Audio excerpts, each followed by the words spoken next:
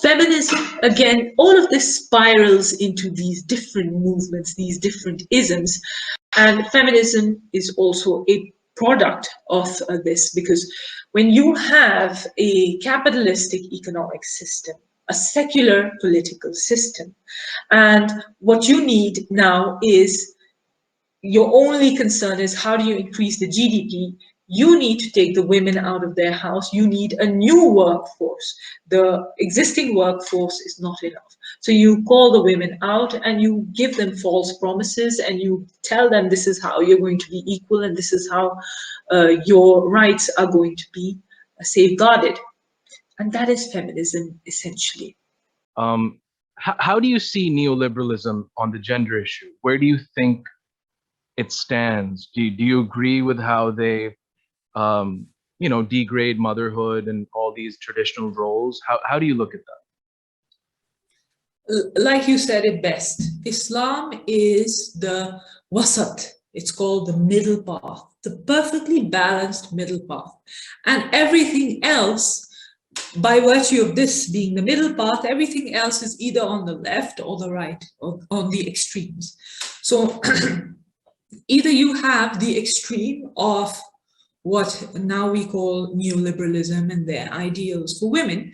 What they produce is a model of absolute freedom. You can do what you want. This is something, if motherhood is something that is pulling you down, and it is pulling you down, that's what they say. You don't need to be bound to it.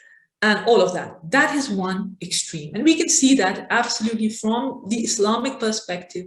It's an absolute sort of another kind of objectification. I've never found the neoliberal ideologies to be anything other than a very subtle form of objectification of women. So how the pagan Arabs objectified their women before Islam, it's a subtle form of the same objectification, that now you you sort of fool the women to believe that if you want freedom, you can do this, you can do that, you're free. But actually, in essence, now they are again becoming an object.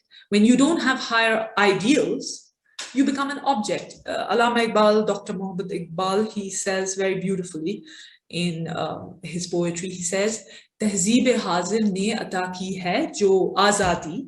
So the present civilization has, given us the kind of freedom. Zahir mein to azadi, batin mein giriftari. So from the outside, it looks like freedom. Yes, you can go ahead and do whatever you want. You're free. You're not bound to family. You're not bound to any morals, ethics, whatever. Just fulfill your dream. But he says, batin mein, from the inside, it is giriftari, which is, slavery. You are becoming a slave to yourself, to these ideals, to your base desires.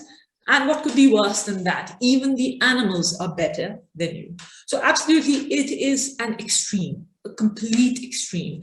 And the opposite of what Islam professes and what Islam has to present.